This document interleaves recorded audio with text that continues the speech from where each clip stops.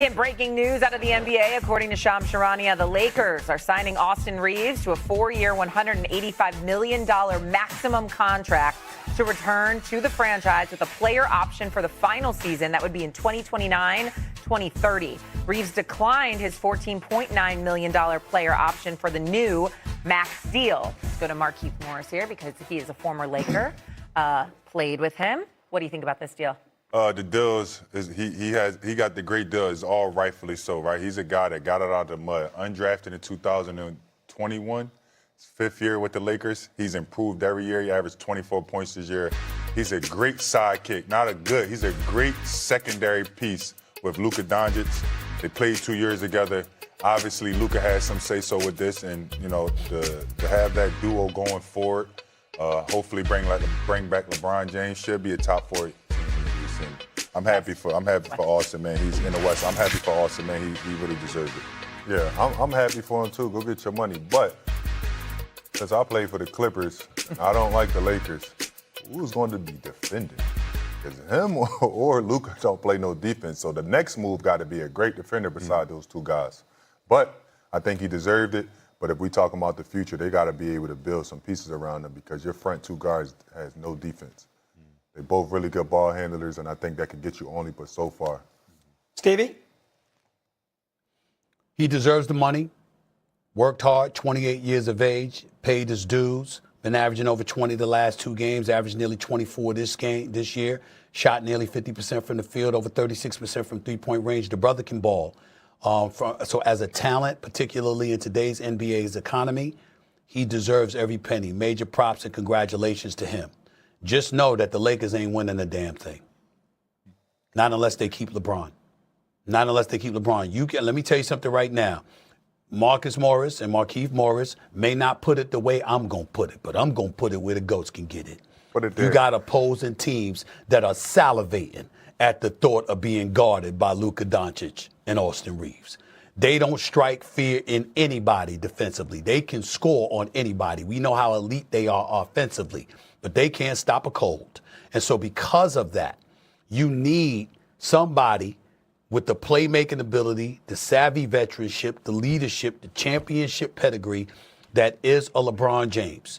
If you don't keep LeBron James, the Lakers ain't going to make any noise in the West with just those two dudes. It's not going to happen. I'm just telling you that right now.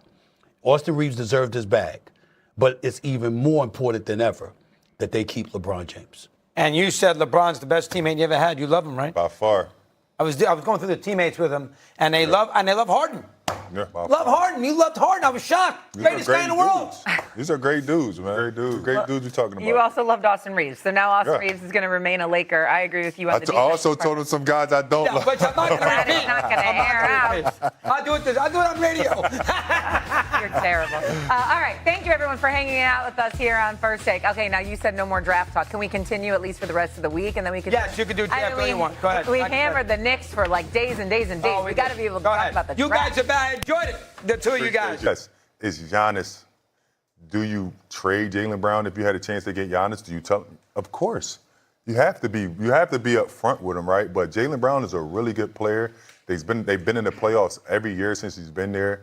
I don't see the indications of trading him. It depends on who you're getting. If you're talking about a guy like Giannis, yes, I will throw that in the hat of like being someone that you can trade him for. But having the camaraderie, being a Celtic for as long as he's been, him and Tatum have a really good relationship. It might not seem like that all the time, but I know both of those guys and they have a really good relationship. So with that being said, I think Jaylen Brown retires as a Celtic unless Jaylen Brown wants to get his own team. And that's the biggest part. I don't know if it's about the Celtics right now at this point. I think it's Jaylen Brown of recognizing, hey, do I want to continue to do this Batman and Robin thing with Jason Tatum? But my real question is, and I talk to Keith about this all the time, why is it they only talk about trading Jaylen Brown? I know I love Tatum, and I think he's a Celtic. Why is Jason Tatum never in conversation? You know why. So that You know why, but I'm going to let your brother go first. So that's you the know reason why. why. We ain't gonna do that that's why I here. think why Jaylen Brown more so is kind of thinking about is like, hey, why is it always my name that's in it? Why, you know what I mean? I'm coming through each year and I'm playing my best. I'm dumbing my role down to make sure the team is successful. So then why is it always about me? And that's the part where I'm like, I think this is more of a Jaylen Brown thing than a Boston Celtics thing. Go ahead, Markeith. I'll chime in because Marcus tries to filibuster so nobody got time to get at his ass for what he said. It ain't going to work. But go ahead, Keith. Go ahead. I'll get into it in a second. Go ahead. You know exactly how I was coming with that essay, but in the sense where I can answer this, the Jaylen Brown thing, because I answered to you yesterday about why never Jason Tatum, because Jason Tatum doesn't open his mouth. He just plays basketball at the highest level. And when he's healthy, he's a top 5 player in this league. That's why you don't trade him. That's why Jason Tatum is never in the conversation. Yeah, I'm just asking. And secondly, I want to say this about Jaylen Brown. If he wants to be traded, trade him. The question is, what can you get back for him? When Giannis was on the table, it's okay to trade him for Giannis. But then when you look around the league, who is willing to give up a guy that's the same color as Jaylen Brown that's going to help the Celtics win right now? See, the Celtics don't want to lose, so they're not going to trade him for anything. They're not starting over. And with Jaylen Brown, you look at his contract, man, the man is making $230 million. He will get over this. Yeah, trust me. Them checks hitting them first and the 15s, he's going to get over this, right? You know, and they're going to be a good team. They know what they have, right? So if you don't trade him, you know what you're coming back with. But if he wants to be traded, find the right trade package that doesn't hurt the Boston Celtics and let him go. This is a very sensitive situation for the Celtics. If you have a girlfriend and the prom's coming up and you ask the girl you got your eyes on down the street and she says no, how do you go back to the girlfriend and say, you know what, take me to the prom? Go to the prom with me. I mean, basically, everybody knew that they were going to trade him to get Giannis if Giannis was available. He's pretty sensitive. You would know better than I would that, he thinks that maybe he's a little undersold as a Celtic, which might be some truth to it. But boy, oh boy, now you're going to dangle him for Giannis, don't get him, and make nice. That sounds like, to me, a very tricky situation. Hey, Mad Dog, he's not the first one, though. He's not the first guy that this happened to. This happens all the time around. But this was very well publicized, and he didn't end up in Milwaukee. He had some things he said at the end of the season anyway, which caused some issues you don't love. You wonder. You say they get along great. Okay, I'm fine with that with Tatum and him.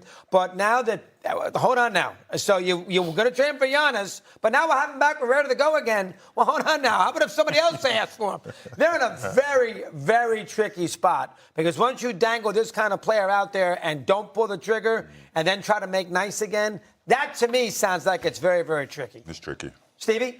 First of all, let's touch on a couple of hilarious nuggets that were thrown out there. Number one, Mad Dog Russo in his 60s giving a girlfriend analogy with the prom and all of that stuff. This brother been married for 31 years and counting. May 6, 1995, if I remember correctly. That's when he got married. Okay, but he's giving up this girlfriend analogy. I like that, doggy. Way to go. I want to see what Mrs. Mad Dog is going to say about that analogy you just threw out there. Good luck with that this evening. That's number one. Number two, to get back to Marcus with his slick ass self, bringing up Jason Tatum and stuff like that. First of all, when Jason Tatum is healthy, we all know that Brown is big time. Jason Tatum is healthy. It ain't no question who's number one. That's the reason why we ain't talking about Jason Tatum. Not just because he keeps his mouth shut, not just because he's the poster child in terms of how to conduct yourself and all of this other stuff in terms of being the face of a franchise, but he goes out on the court and he performs at an elite level. As great as Jaylen Brown is, he has never been the number one option ahead of Jason Tatum. Do you think that's just because they like Jason Tatum and how he looks with his kids? Or is it because the brother go out and give you 27 a night? Let's keep it a buck now. That's number two. Number three, let's also understand this about Jaylen Brown, because the Celtics better off keeping him or trading him. They got to move him. Okay? And I'm going to tell you why. Listen to this, y'all. 28.7 points per game this year. We all know what he did, right? Doggy, you'll appreciate this. Joined Larry Bird and John Havlicek as the only Boston Celtics in history to average at least 28, 6, and 5 in a season. One of only 3 Celtics in history. They've reached the playoffs all 10 years he's been in the NBA. He's an NBA champion. He's an NBA Finals MVP. He's an Eastern Conference Finals MVP. Since 2016, 2017, when Jaylen Brown entered the NBA, do y'all know that he has 523 victories in the regular season and the postseason? Did you know that that is more than any player in the world?